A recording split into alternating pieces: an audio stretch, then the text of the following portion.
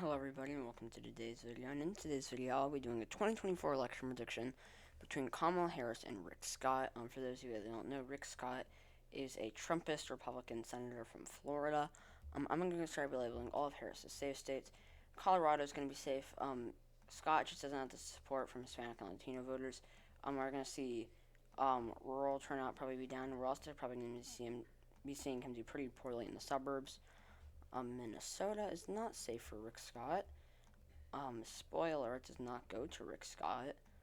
Um, Anyways, all these pretty standard safe states.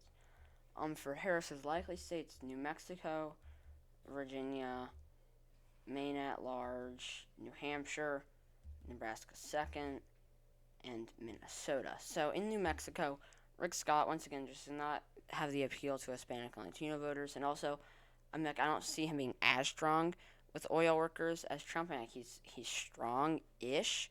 I don't see him having a whole lot of appeal to the working class. Most Republican candidates, I don't think, have a lot of appeal to the working class. Other than Trump, I don't see a whole lot who do. Even Republicans from the Rust Belt, like Rob Portman and like Ron Johnson, I don't think have um, or exactly have much appeal to the working class. I think that Rick Scott has some, especially against someone as bad as Harris. I think what we're probably going to see is we could see him do better with the working class, but get less turnout, resulting in a net loss for him. We're probably going to see something like that happen in New Mexico. In Virginia, he's pretty weak at the black vote. He's not going to get as much rural turnout as Trump, and Harris is going to do better in the D.C. suburbs, not only because she's a good suburban candidate, but because the suburbs are going to continue to shift to the left. The D.C. suburbs are already pretty blue.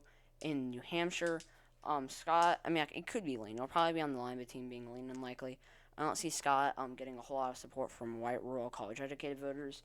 I do see Harris being overall worse for the white rural vote, so it probably being D+6, D+5 as opposed to D+7.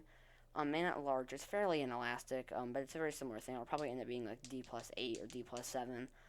Um, in Nebraska second, Scott just doesn't have the suburban appeal. And in Minnesota, Harris is going to do better in the Minneapolis area, or at least similar to Biden, if not better. We're probably not going to be able to see as much turnout across the board, um, like just in general, because we're not going to see as much anti-Trump turnout for the Democrats. And Rick Scott doesn't have the ability to energize the base like Trump does. Um, but we're probably going to see less turnout across the board once again. So Harris is probably going to be fairly decent in the Minneapolis area. Rick Scott, once again, a very similar thing with the working class up in the Iron Range. Probably going to see less voters in the Iron Range turnout, but we're probably going to see Scott do better with voters in the Iron Range, resulting in a net loss for him in terms of votes, or at least vote share, but a net gain for him among voters, or I guess among the working class. For his likely states, he's going to go get Nebraska's first, which is not a state, Kansas, South Carolina, and Alaska. Nebraska's first. He's just going to do worse in the suburbs. Harris is a pretty strong suburban candidate. He's a pretty weak suburban candidate.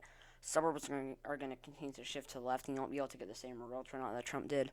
Kansas, not the same rural turnout once again, and Harris is going to do pretty decent in those Kansas City suburbs, especially as they continue to shift to the left. But she is already a pretty good suburban candidate. In South Carolina, Harris is going to do well enough with the black vote, whereas Rick Scott won't be able to get enough rural turnout that it's probably going to end up being like R+9 or R+10. In Alaska, we're probably going to see more and more Native American voters turning out, which is going to favor the Democrats. But a very similar thing with oil workers in Alaska, as oil workers are working class workers in or across the nation, like I've already said, in New Mexico and Minnesota.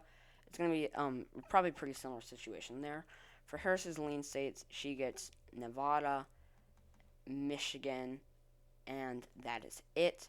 So in Nevada, Rick Scott won't be able to get the same rural turnout that Trump did, but Mick, it's going to be similar, yes, but it's not going to be the same amount. And Harris is probably going to do pretty well with the Hispanic and Latino vote. Probably went up by like 3%.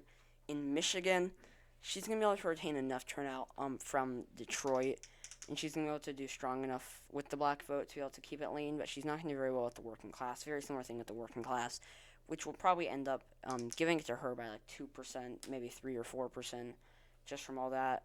I mean, like Rick Scott, we could see him get a net gain, small net loss. It's going to be a weird situation with the working class. It really just depends on the turnout from the working class. And I think at Rick Scott, the decrease in the working class turnout is going to be very similar to the decrease in rural turnout, and that it's going to be not a whole lot. So it really does depend on the turnout, but I do see it still probably being lean. For Scott's lean states, he will go get Texas, Florida. Oh, by the way, Alaska and Ohio or Iowa, Ohio, and or I guess Alaska and Maine second are all likely. In all across these states, Harris doesn't have the support. She doesn't have the populist appeal that Trump did. And it's gonna be a very similar thing with less turnout. I could see Ohio being lean, just because she's gonna be able to do well enough in a lot of these bigger cities and retain enough turnout there. But in a state like Iowa, I don't see her being able to override enough to be able to bring it down to lean. Her doing poorly in rural areas. In Texas, Scott's not going to get the same rural turnout once again. I don't necessarily know that he'd do better with the rural vote. I mean, I guess against with him versus Kamala Harris. Harris is just so bad with the rural vote, but I don't know that we'll see a whole lot of rural turnout from Rick Scott. But Harris is going to continue to shift the suburbs to the left, and she's also probably going to do pretty well with the Hispanic and Latino vote. In Florida, she's going to do pretty well with the Hispanic and Latino vote. It is Rick Scott's home state, though. He is a senator from the state, was a former governor from the state, probably going to carry it by like 1 to 2%. For Harris's tilt states, she gets Arizona, Wisconsin, and Pennsylvania. Oh, and North Carolina, Georgia, where Scott gets North Carolina. In Arizona, I don't see Scott having a whole lot of appeal to traditional conservatives, especially after he voted. I think he voted to object to the election results. That's not gonna bode very well with traditional anti-Trump conservatives in the suburbs. Harris is also going to do pretty well with the Hispanic and Latino vote. In Wisconsin, although he probably will get a net gain in the suburbs just because not being Trump will probably help him.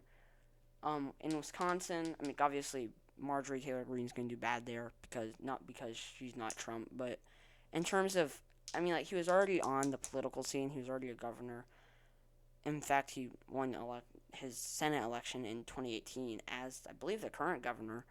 So he has stuff to work with. He was, I believe, in politics before Trump. So he has more traditional appeal, but he is still very Trumpist, which is not going to bode very well in those traditionally conservative Arizona suburbs. In Wisconsin, Scott's just not going to get the same appeal to the working class. Once again, Harris won't either, but we're going to see a lot less working class turnout. Harris is going to be able to retain enough of the black vote and stay strong enough in Milwaukee to be able to nearly carry it. Pennsylvania is going to be a very similar situation, just slightly to the left, since it has a more liberal lean than Wisconsin. Once again, a very very similar scenario, which will probably end up being more like 0.7 as opposed to 0.2. In Georgia, or maybe like 0.8, I could see it maybe being 0.9 in Georgia, but probably more like 0.8 in Georgia. She's gonna do pretty well in Atlanta. Scott's not going to be a very strong candidate in Atlanta. I don't see him doing very well with the black vote. He's also going to get less rural turnout, but once again, probably do better with the rural vote. In North Carolina, it's going to be a similar situation with the working class in North Carolina, and very similar thing with the rural vote. Whereas Harris, I think she's going to probably do pretty decent with the black vote. In North Carolina, the Democrats have almost maxed out their strength with the black vote. I mean, like they already do really well with them. I believe they do better with the black vote in North Carolina than the national average, and I believe that they already turn out their share of the population, or they did in 2020, which is not a great sign for the Democrats if they still lost it by a lean margin. It means that they're going to have to continue to shift the suburbs, which they will, yes. Especially by 2028 and 2026 Senate, it's probably going to be flipped, just because the suburbs are going to continue to shift it to the left. But I don't see Scott not getting enough rural turnout. I don't see Harris doing well enough with the black vote and shifting the suburbs enough to be able to carry the state. So yeah, thank you guys so much for watching this video. If you enjoyed it, please leave a like below. Stay tuned for my next video tomorrow. Please comment your suggestions down below. Subscribe to my channel if you haven't already, and I'll see you all tomorrow. Bye.